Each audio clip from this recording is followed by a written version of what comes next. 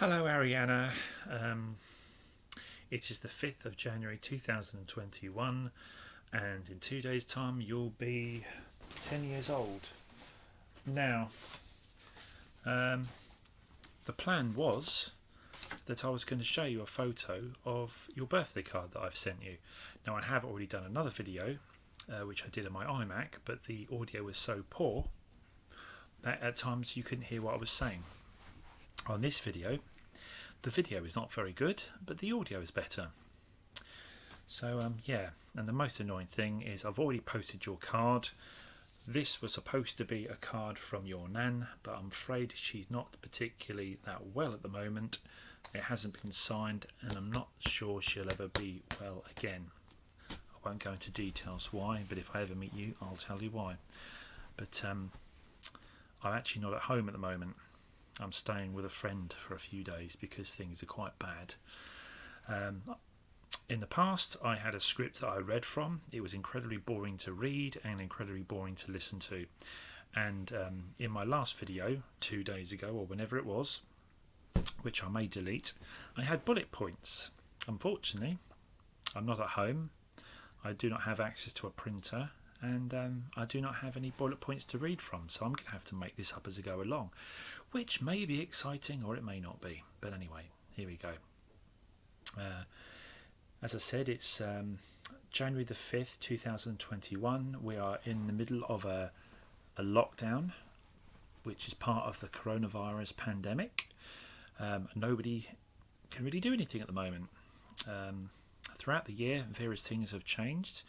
But as things stand, all the pubs are closed, all the cafes are closed, many places where people can socialise are closed, gyms are closed, casinos are closed, nightclubs are closed, and a lot of things have closed because they've gone bankrupt, or they just can't carry on anymore because there's no revenue coming in because nobody's working. Shops are open, and they're doing quite nicely, thank you. You know, some of us are getting little bonuses as a way of saying thank you for, helping us out during the year, putting, your life at risk. A bit of virtual signalling there, like anyone really cares. But anyway, in the past 3 years, I've written a script of what I've been doing throughout the year, and I found it incredibly boring. So I had decided, when I did the last one, when I watched it back, that I was so bored by what I did, I would never do a scripted video ever again. But then what happened was, the coronavirus happened, so I couldn't even detail what I'd been doing because, frankly, nobody had been doing anything. The two most exciting things I did last year was, in March, I went to Weymouth with Ben for a few days. The weather wasn't great, it was cold, it was windy, and it was raining. We went on a couple of walks, one to Chesil Beach and the other one to Portland. And that was the second most exciting thing I did all year. Oh yeah, we went to Durdledore. That just goes to show you how it was. The other exciting thing we did was, during the lockdown, we were allowed to do some exercise. Go out and do a bit of exercise. That's what you're allowed to do. Because, this coronavirus, it's killed an awful lot of people around the world and also in this country, and it's easy to pass on. People have got to wear masks. I will show you a mask that somebody made me. Bear with me a second.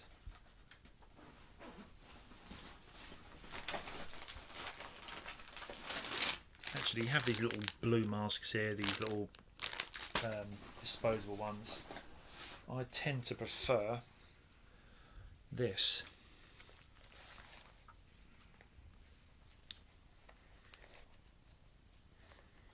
And they're pretty good, they're quite comfortable, but when you're working at a fast pace, you sweat a little bit, and also with the mask on. I don't know if you can actually see that, but my glasses have steamed up and I can't see much. But it is what it is.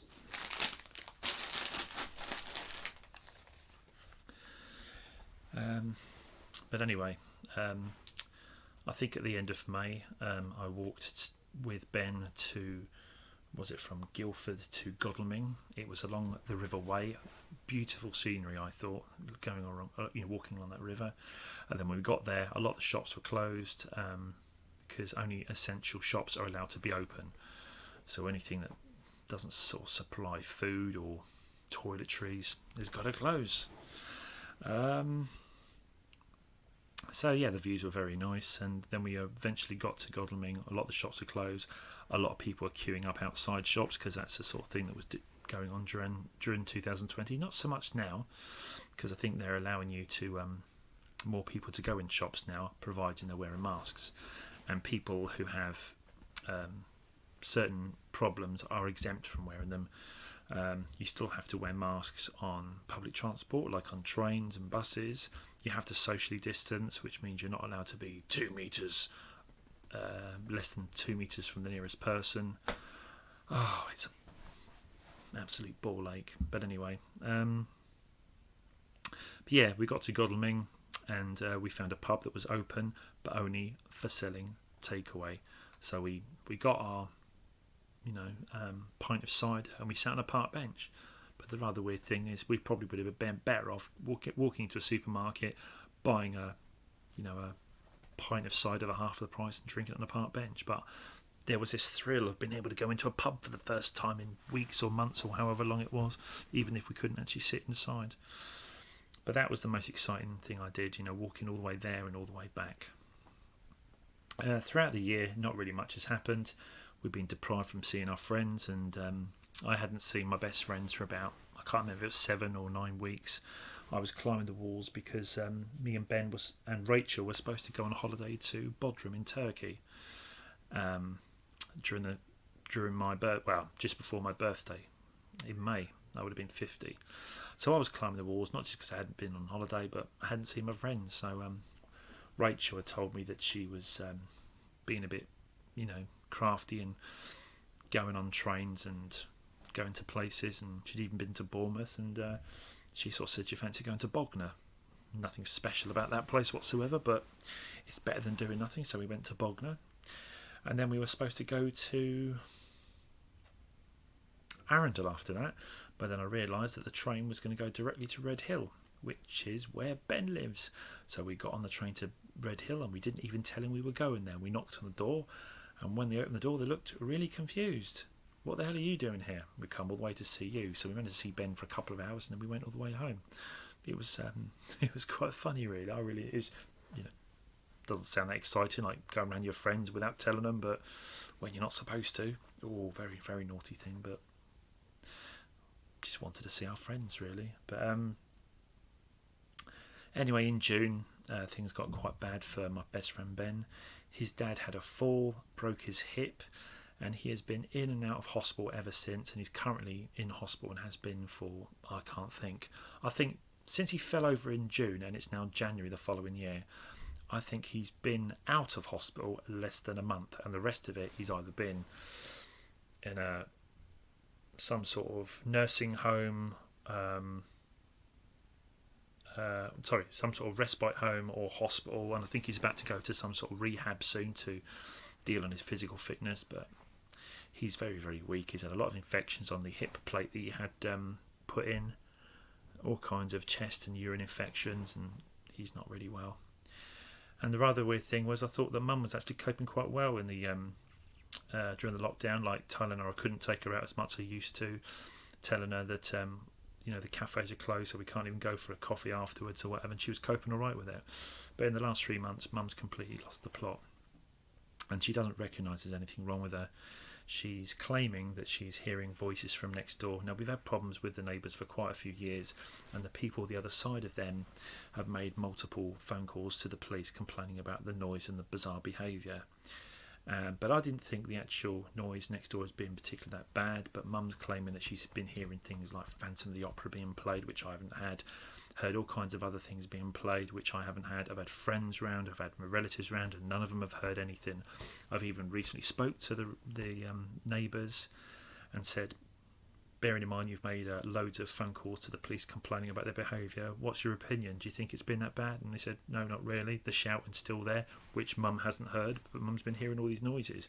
She's also been feeling sensations in her feet, and she even claimed the other day that she saw the clock on the other side of the wall move. This is really worrying stuff. It could be a number of things. It's likely to be dementia. It could be a urine infection. Unlikely to be tinnitus. It could even be related to a hearing loss, which, bearing in mind that she has a problem with her hearing and she refused to wear a hearing aid, and she's attached to an oxygen machine that makes a lot of noise that potentially could wake other people up. It's a bit weird that she can hear everyone else over that. But there have been times when she's woken up in an awful lot of distress, complaining that the noise has been going on all night, and you can hear a pin drop. And then when I sort of say to her, like, there really is no noise, Mum, she then sort of says, oh, thanks to me, they've been chanting her full name all day over the last few hours, and then more recently complaining that they've been chanting my sister's full name, and I didn't even know my sister's full name until the other day. So, but yeah, it's, when it was like she was complaining about like the noise, and it wasn't just in our house, she was even claiming that she'd heard the same music on Fratton Station or at the other end of our road or whatever. When it was like every 3 or 4 days, I thought, okay, let it go. And then it's becoming every 2 or 3 days, and every day. Then it got to a point where it was just continuous. And it's like, I felt like I got no respite. I felt like I couldn't even watch my TV because she was in distress, in the other room. I couldn't play music coming from a TV, because I was worried about, it would stir something up. And then, of course, I couldn't even sleep properly because she was distressed. I just couldn't escape from it. And I basically said, look, there's nothing going on and she won't have it. She is convinced that we're all wrong and she's right. She won't get seen to by anyone, and this situation is getting worse. And I have found out that when you are considered that you have capacity, then no one is going to intervene. So the only thing I can do is move out of the house, and if she's considered vulnerable, then either Mum has to say that she needs help or somebody has to come in and save her. But I won't go home until that is resolved, because if I do, it won't be back to what it was. It will be worse than what it was, and I can't keep moving out because I'm relying on the goodwill of other people. And even when I actually left the house the other day on Sunday,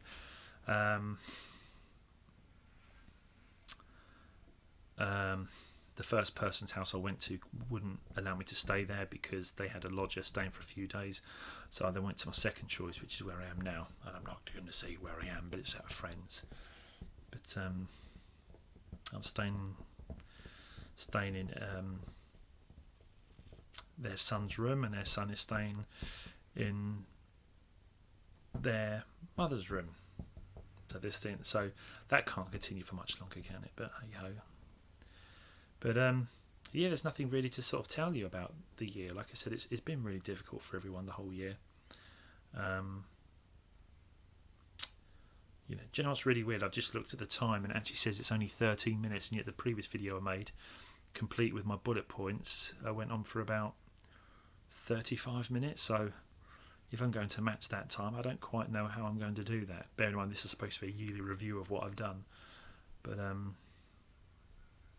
yeah, I don't know what to tell you, really. I mean, everything is cancelled. Didn't do anything on New Year's Eve other than come around to where I'm currently at. Ben was stuck on Isle of Wight, unable to get over because of the coronavirus. The sailings, the boats were cancelled, so the only thing you could get was a hovercraft, which everyone was trying to cram onto, which you couldn't because you were trying to socially distance. So even if you booked a sailing, you weren't guaranteed of getting on. So it was an absolute pain in the neck. So this is our life at the moment, and this pandemic is going to carry on until spring, which is about another 2 or 3 months, and it could get extended after that. And people are waiting on vaccines, and people aren't sure if they want to take the vaccine because they think there's a little microchip in it. I'm more concerned about whether it works and whether I'll be allowed to sort of start my life again. But with the way Mum is at the moment, I mean, is that even an option? I just don't know. How's my health? Still taking medication for arthritis. That'll never change. I don't do as much overtime as I used to because I don't have the energy. But when I was actually when I was at home or whatever, or living at mum's or whatever, part of me wanted to put my hand up for overtime just for the sake of not coming at home. But then mum would get stressed out, sort of saying, "Why aren't you at home?" and all this. Just can't win, can you? But I don't know what to tell you really. But let's maybe talk about you. I haven't been sending cards over the last few years because in 2015 when I came to see you, your mother sent me an email the day before Christmas Eve telling me not to contact her again, and she would get mediation to contact me, which never happened. And I said this when I last saw you in 2017, which I have photos of. However, because of what happened in 2015, the presents I brought up on the 3 occasions before Christmas, I don't know if they were ever given to you as from me. I don't know if you ever received them or what, I don't know. So I'm somewhat reluctant to send stuff to you for fear that, the lack of feedback, I'll never receive anything. It's just a bit soul destroying. And I've kept myself to myself, not bother stalking your mother because for fear of what I might find out. I mean, what if I was to find out that you're now, calling somebody else daddy? I mean, I wouldn't be surprised if that's happening, and I can't witness that because it hurts too much. And this whole situation of being separated from you has taken a lot out of me, and then on top of that I've had to deal with mum's problems or whatever. I've just reached a current place and time or whatever. I've just reached a breaking point. I just can't carry on any longer because I'm just done in. Part of me would just wish to vanish and start afresh somewhere else, but we all have to sort of live, don't we? And a lot of people haven't got jobs at the moment, and I'm one of the fortunate ones who have. But what do I expect to gain out of sending you a birthday card? Well, I don't know. I don't expect to see you. I don't expect to get any acknowledgement from you. I still think about you a lot. I don't think about you in the way in which I used to. I used to spend a large volume of my time just looking at videos and photos and just reminiscing. Now there seems to be a sort of a sense of disconnect. I think it's like a healing process really. Where the disconnect is, I can't really look at videos or photos anymore and get as emotional as I did. But there are times when I could be watching something on the TV or whatever, and I could be reminded of the sense of loss or whatever. So some things like that don't change. So I'm getting a bit twitchy because somebody's hovering around in the next room, and I don't want him knowing what's going on. But so yeah, I don't expect anything from this birthday card that I sent you today. But what I can do is I will post something on Facebook in 2 days' time to say that this is your birthday on this day and this is what I sent and here is the message within it, and that's all I can do. I was hoping to do it within this video, but I needed to post that card this morning, and I wasn't sure when I was going to get around to doing this video, and I couldn't leave any later for fear that it would miss your birthday. In fact, it might even arrive a day early, but I don't think it'll arrive at all, will it? Anyway,